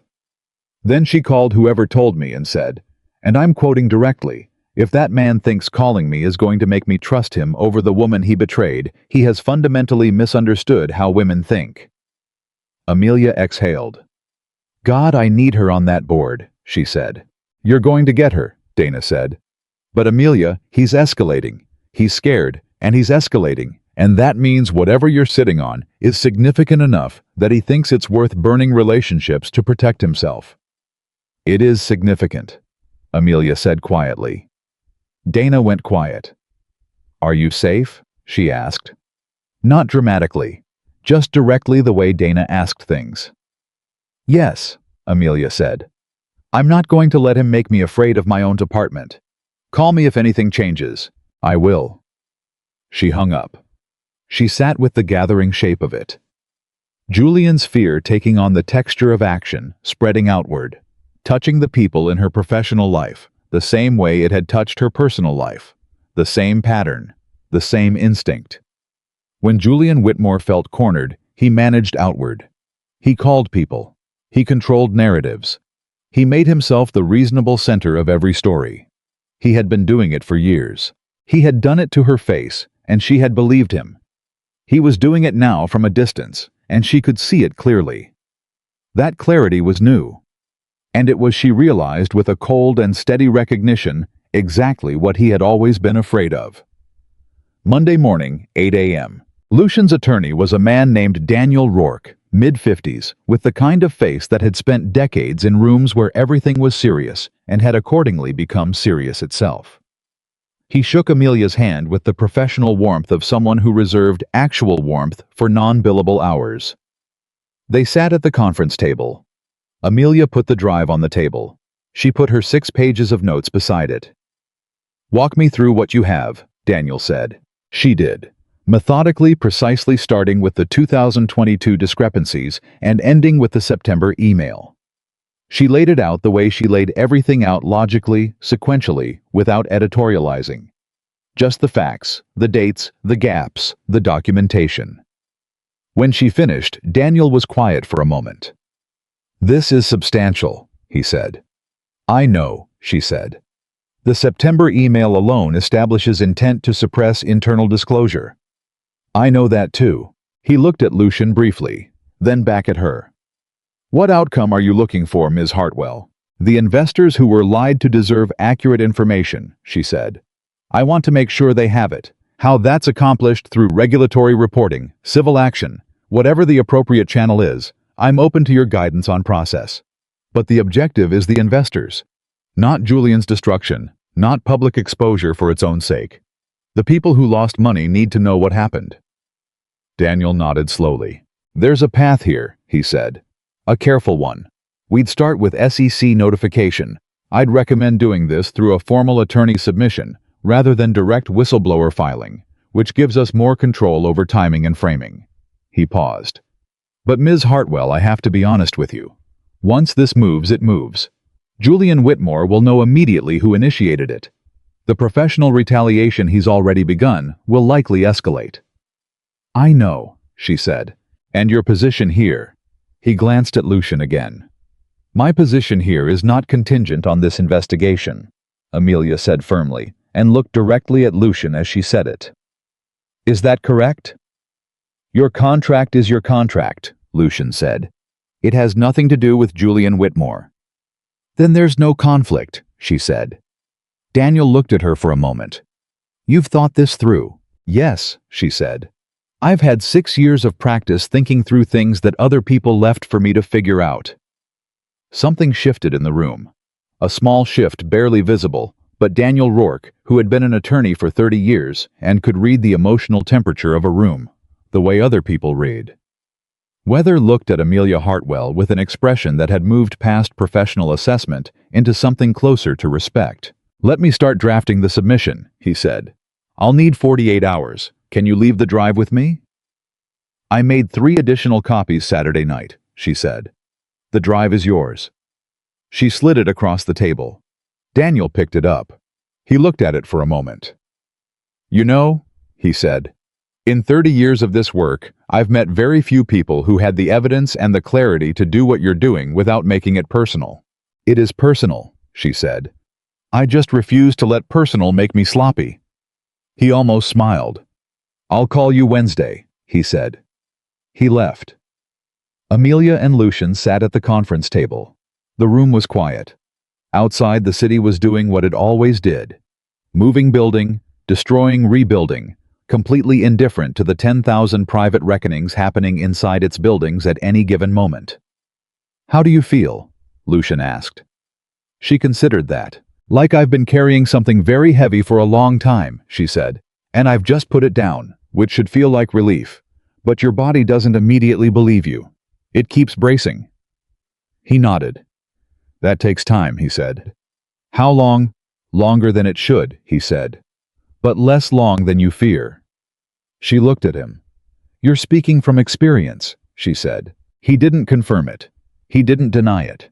He just held her gaze with that steady, complicated gray stare and let her draw her own conclusions. There was so much she didn't know about him yet. So much that existed in the space between his careful sentences and the things he chose not to say. She knew about his mother. She knew about Thursday afternoons and 20 folding chairs and a literacy center in Queens. She knew that he was a man who had built an enormous life around a specific absence and was still quietly trying to fill it with something real. She thought that was probably enough to know for now. "I should get back to work," she said. "Yes," he said. She stood. She picked up her bag. She was at the door when he said her name. "Amelia." She turned. He was looking at her with an expression she hadn't seen from him before. Not the controlled assessing attention of their early meetings, but something more unguarded. Something that cost him something to show. "Whatever happens with Julian," he said, "I want you to know what you just did in that room had nothing to do with me. You built this. You protected those documents for 2 years without knowing why. You made the decision on your own terms. I need you to know that I see that." She stood at the door for a moment. "I see you seeing it," she said, and walked back to her office to build something. Daniel Rourke called Wednesday at 4:17 p.m. Amelia was in the middle of a call with a foundation grant partner in Baltimore when Sylvia knocked and held up a note through the glass. "Rourke says urgent." She wrapped up the Baltimore call in 90 seconds, which she suspected was a personal record, and picked up Daniel's line. "The submission is ready," he said. "But something's changed." She sat forward. "Tell me." "Arthur Belknap contacted me this morning independently. He's been building his own case for 18 months. I told you Lucian mentioned him, and his attorney has documentation that corroborates everything on your drive, plus 2 additional quarters we didn't have." A pause. "Amelia, the total investor exposure here is not 4 million, it's closer to 19. The number landed in her chest like a stone dropped into still water. $19 million, she said, across 7 investors, 4 of whom had no idea the others existed. Daniel's voice was measured professional, but underneath it, something had sharpened. Julian Whitmore ran parallel relationships with each investor group. Each one believed they were part of a small trusted circle. None of them knew about the others. She closed her eyes for a moment. The architecture of it, the meticulous, sustained, patient dishonesty of it, hit her differently than she expected. Not as confirmation of something she already knew. As revelation. Because she had believed, even after the ballroom, even after finding the September email, that Julian's deception was born of panic. A man cornered by circumstance making desperate choices. She understood now it was something colder than that. This wasn't panic. This was a system. Julian had built a system for managing people's trust, the same way he had built a system for managing her carefully with apparent warmth, with just enough genuine connection to make the architecture invisible until you were standing in the wreckage. "When do we file?" she said. "Friday," Daniel said. "Joint submission. You, Belknap, and 2 of the other investors who have agreed to come forward. I want to move before Whitmore can reorganize. He's been making calls, you know this, and I don't want to give him another week to build his narrative." "Does Lucian know?" she asked. "He's on my next call," Daniel said. "But Amelia, I want to be clear. This filing goes in your name, your documentation, your disclosure. Belknap and the others are co-complainants, but you are the originating whistleblower. That's the legally correct framing, and it's also the accurate one." She was quiet for a moment. "I understand," she said. "There will be press," he said. "Once this moves, there will be press. Julian's attorney will try to control the story. He'll use the breakup, he'll make this about a scorned woman." "Let him," she said. Daniel paused. "I'm sorry. Let him try that narrative," she said. "Because the documents speak for themselves. The dates speak for themselves. I started copying those files in March of 2022, 18 months before the breakup. No one retains meticulous administrative backups as part of a revenge plan they haven't formed yet." She kept her voice even. "The timeline is my credibility. Let him argue with math." A short silence. "You've thought about this a great deal," Daniel said. "I've had a very productive week," she said. He almost laughed. "Friday, 9 a.m., my office. Bring the copies." She hung up. She sat at her desk for exactly 30 seconds. Then she picked up her phone and texted Lucian. Rourke called. "We're filing Friday. 19,000,007 investors. I need you to know before it becomes news." His response came in 40 seconds. "I know. Daniel just called me. Are you all right?" She looked at that question for a moment. The simplicity of it. Not, "Are you ready?" Not, "Are you sure?" Sure, not the management disguised as concern she had received for years. Just, "Are you all right?" She typed back, "Yes, I'm all right." Then after a beat she added, "Thank you for asking." His response, "Always." She put down her phone and went back to work. Thursday arrived with the specific weight of a day before a significant thing. She came in early and kept herself occupied with foundation work, board meeting, preparation, a grant review cycle. She had restructured from 6 weeks to 3, an operational plan she was presenting to Lucian the following week. She stayed in the work the way you stay in a conversation to keep your mind from running ahead of itself. At 11:30, Julian walked into the Moretti Foundation lobby. Sylvia called up to Amelia's office in the same tone she might use to report that the copier needed toner. Ms. Hartwell, Julian Whitmore is at reception. He does not have an appointment.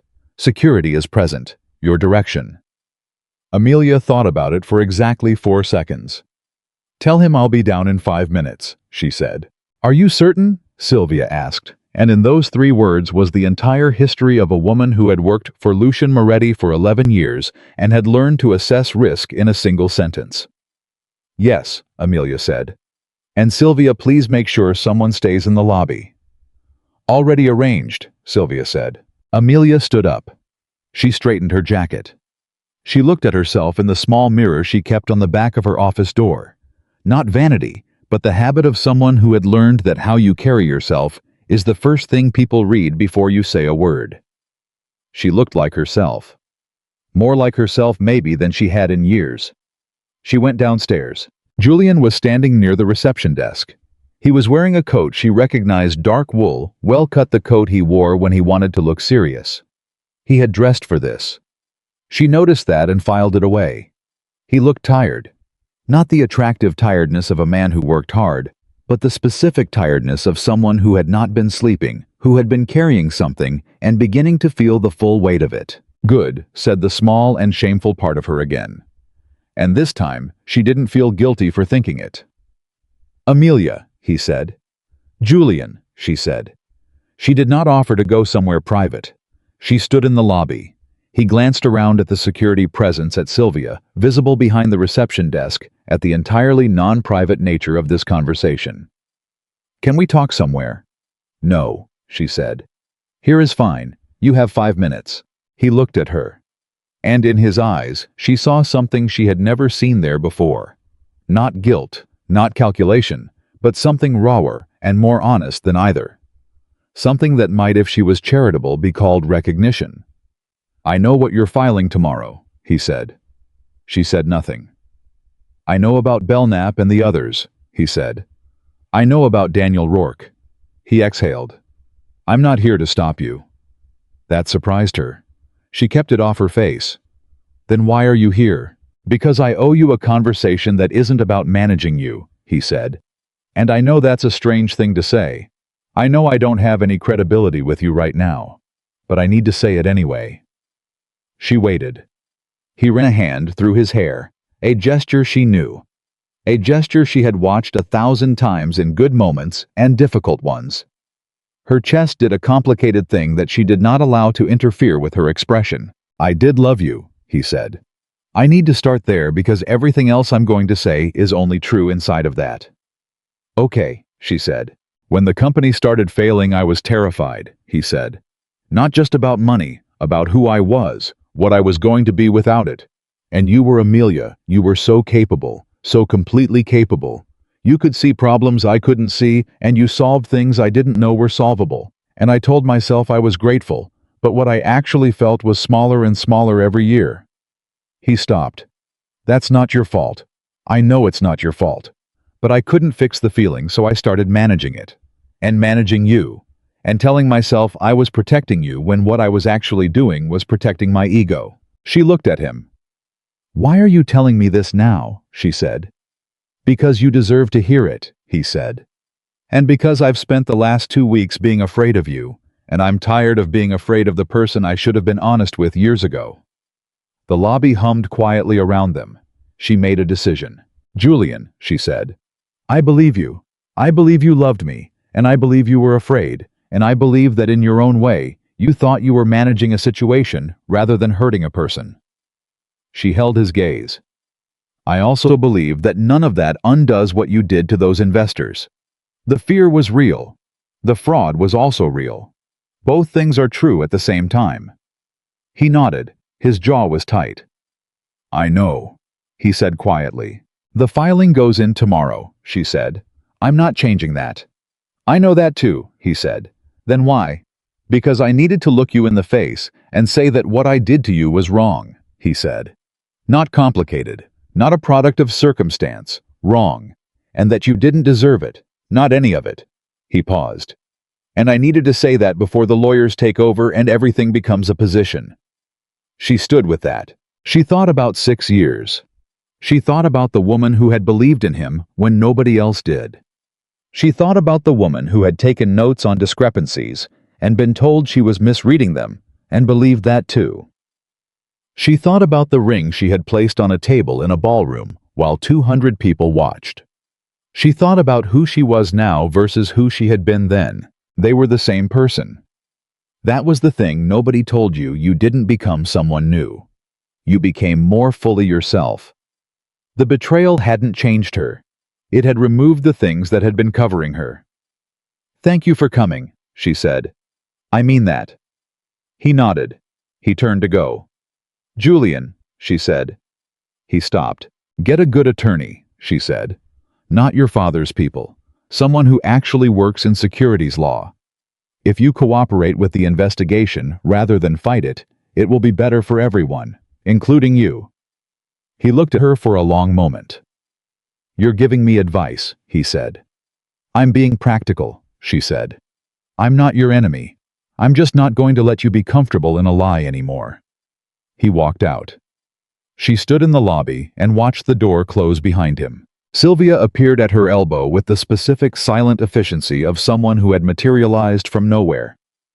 Coffee, Sylvia offered. God, yes, Amelia said. Friday came. The SEC submission went in at 9:43 a.m. Joint filing 7 complainants, originating whistleblower. Amelia Hartwell, documentation spanning 14 months of manipulated financial reporting and approximately $19 million in investor losses. Daniel called her at 10:15. It's in, he said. The response clock starts now. Expect contact from their investigation team within 2 to 3 weeks.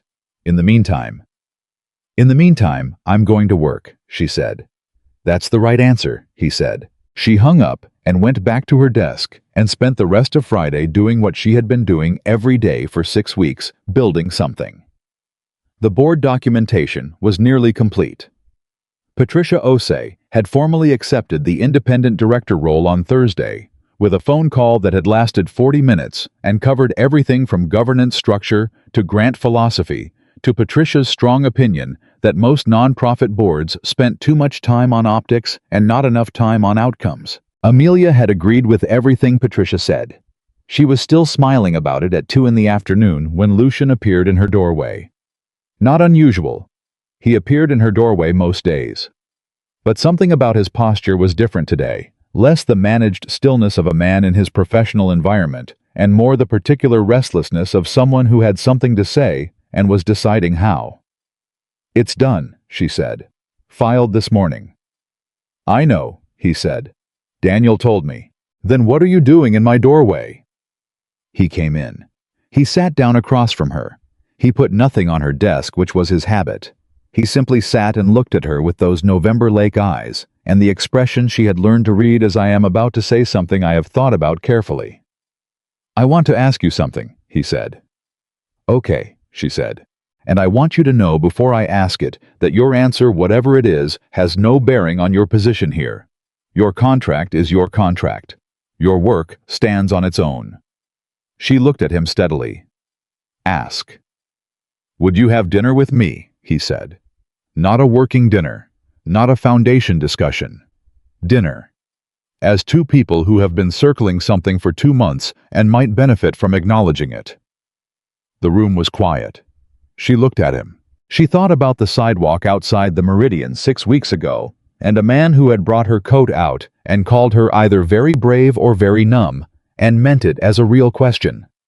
She thought about, I didn't know who you were, and Thursday afternoons, and 20 folding chairs. She thought about the way he had sat beside her in a car going to Brooklyn without making it about himself. She thought about, I'm not standing in front of you. I'm standing next to you. She thought about all the ways a person could choose, and she thought with a clarity that felt new and also deeply unmistakably hers that she had earned the right to choose something good. "Yes," she said. Something in his face shifted. Not a full smile. She was beginning to think full smiles were something Lucian Moretti kept in reserve, the way certain people kept their best things for occasions that deserved them. But something opened in him. Something real. "Saturday," he said. "Saturday," she agreed. He stood. "Lucian," she said. He paused. "I want you to know I'm saying yes because I want to," she said. "Not because I'm grateful. Not because you helped me. Not because I'm trying to replace something I lost." "I know," he said. "How?" "Because a woman who places a ring on a table and walks out of a ballroom without looking back doesn't make decisions from gratitude," he said. "She makes decisions from certainty. And you, the almost smile, are the most certain person I have met in a very long time." She held that. "Saturday," she said again. He left. She sat at her desk for a moment, with the particular stillness of a person who has just made a choice that feels exactly right and is still adjusting to the weight of that feeling. Then she went back to work. The story that broke 3 weeks later was not the story Julian had tried to write. It was not the story of a scorned woman weaponizing a breakup. It was not the story Lucian's enemies tried to frame power broker Yusa's vulnerable woman to dismantle a rival's finances. Both narratives were attempted. Both failed immediately and comprehensively against the straightforward wall of documentation and dates. What the story actually was in the press, in the SEC response, in the quiet and devastating language of regulatory findings was simpler. A man had lied to people who trusted him over an extended period with detailed intention, and a woman who had accidentally been positioned to know about it had kept meticulous records and ultimately told the truth. Arthur Belknap gave a brief statement to the financial press that Amelia read at her desk on a Tuesday morning. "The documentation Ms. Hartwell provided was the missing piece of a puzzle I had been trying to solve for 18 months. Her integrity cost her personally. I want that to be part of the public record." She read it twice. She did not cry. She was not going to cry at her desk on a Tuesday.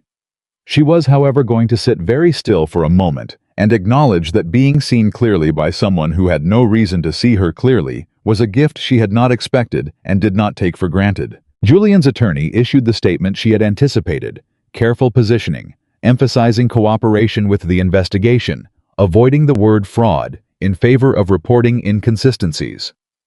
Julian himself said nothing publicly. She had given him the advice, and he had apparently taken it. She heard through Daniel that he had retained a securities attorney and was in preliminary cooperation discussions with the SEC. She did not know what that would mean for him ultimately. That was not her story to write. Clara called on a Thursday evening. Amelia answered. "I heard," Clara said. "About the filing. About everything." "Yes," Amelia said. "I didn't know," Clara said. "About the investors, about the scope of it. I want you to know that." Her voice was careful and tired in equal measure. "I knew the company was in trouble. I knew Julian was managing it badly. I didn't know about the fraud." "I believe you," Amelia said. A pause. "Really?" "Yes," Amelia said. "Because if you'd known the full scope, you wouldn't have been protecting him. You're not that person, Clara. You're a person who makes choices for the wrong reasons sometimes. You're not a person who knowingly stands behind fraud." Clara was quiet for a moment. "How are you that clear about me?" she said. "After everything." "Because I know you," Amelia said. "I've known you your whole life. Being angry at you doesn't mean I stopped knowing you." "Are you still angry?" Amelia thought about that honestly. "Less," she said. "Every week a little less. I don't know what we look like going forward, Clara. I genuinely don't. But I don't want to write the ending to that story yet. I think it deserves more time." Clara exhaled. Something in it sounded like the release of a breath she had been holding for months. "The 40,000, Clara said. Julian's attorney froze his accounts pending the investigation. It might take some time." "I know," Amelia said. "I filed it as part of my civil claim. I'll get it back properly or not at all." "I'm sorry," Clara said. Amelia, I know sorry isn't enough. It's a start, Amelia said. A real start is more than most people manage. They talked for another 20 minutes. Not about Julian, not about the investigation, but about smaller things. Their mother, a cousin's new baby, a television show Clara had been watching. Ordinary things. The ordinary things that families talk about when they are trying to remember why they are still a family. When she hung up, Amelia sat quietly in her apartment. The apartment with its brick wall view and its knocking radiator that had become without her quite noticing home, and thought about the complicated mathematics of love. How it didn't simplify when people hurt you. How you could love someone and be furious at them and grieve the version of them you thought you knew and still want somewhere underneath everything for them to be okay. How that wasn't weakness. How that, in fact, was one of the more courageous things a person could do. 6 months after the ballroom, the Moretti Foundation's spring grant cycle was the most coherent the foundation had run in its 23-year history. Amelia knew this because she had read every previous cycle, and she could say it objectively without ego. The board was structured properly. Now Patricia Osei was running governance with an efficiency that made Amelia feel both admiration and kinship. And the grant partners were reporting for the first time that working with the foundation felt like a partnership rather than a compliance exercise. She presented the cycle results to Lucian in his office on a Thursday afternoon. He read through the summary she'd prepared 4 pages tight, no wasted sentences, and looked up when he was done. "This is what I hired you to build," he said. "This is what you gave me the space to build," she said. "There's a difference." He recognized his own words coming back to him and almost smiled. "How does it feel?" he said. She thought about that. "Like something real," she said. "Like something that will still be here after both of us move on to other things. That's what I wanted. Something that outlasts the people who built it." "It will," he said. She gathered the papers. She was at the door when he said her name. "Amelia." She turned. "The Literacy Center in Queens," he said. "The one I told you about. I found the address last week. The building's been used for other things for 30 years, but the neighborhood still has the need." He paused. "I'd like to fund a new one, a real one, staffed properly. Permanent space, named for my mother." She looked at him. "Elena Moretti Center for Literacy," she said. "Yes." "I'll write the proposal," she said. "I'd like to be involved in it," he said. "Not I'll have my team handle it. Not run it by me when you're done." He wanted to sit down with her and build it together, and he was saying so without theater or management. She understood this was not a small thing for him. "Tuesday afternoon," she said. 4 o'clock. Bring coffee." "Done," he said. On a Saturday evening in March, Amelia Hartwell stood at the window of an apartment that was no longer temporary in any sense. She had repainted the walls in November. She had replaced the blow-up mattress with an actual bed. She had put photographs on the walls, not of Julian, not of the life she had left behind, but of things that mattered to her now, a picture of her mother at a beach from years ago, laughing at something outside the frame. A photo Dana had taken at the Foundation's first proper board meeting, everyone slightly disheveled and enormously pleased.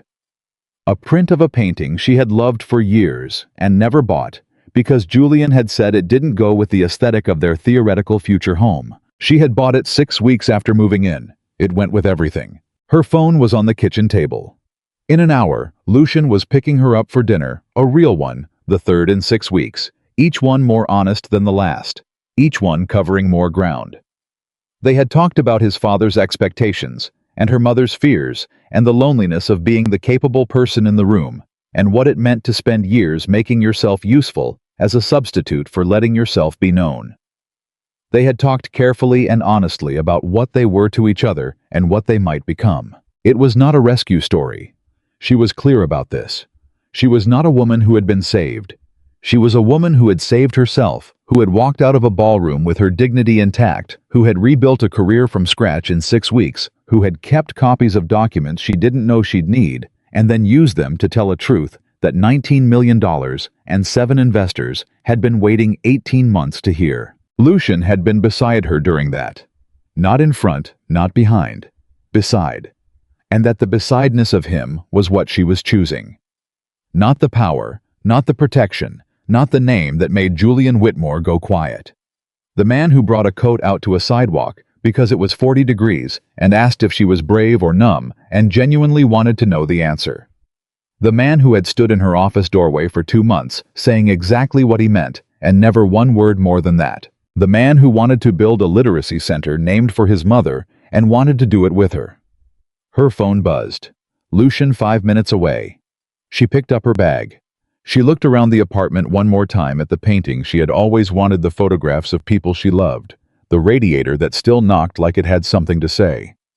She thought about everything she had lost in the last 6 months. She thought about everything she had found. She thought about a woman who had placed a ring on a table and walked out of a ballroom while 200 people held their breath, and how that woman, the one they had all been waiting to fall apart, had instead done something no one in that room had predicted.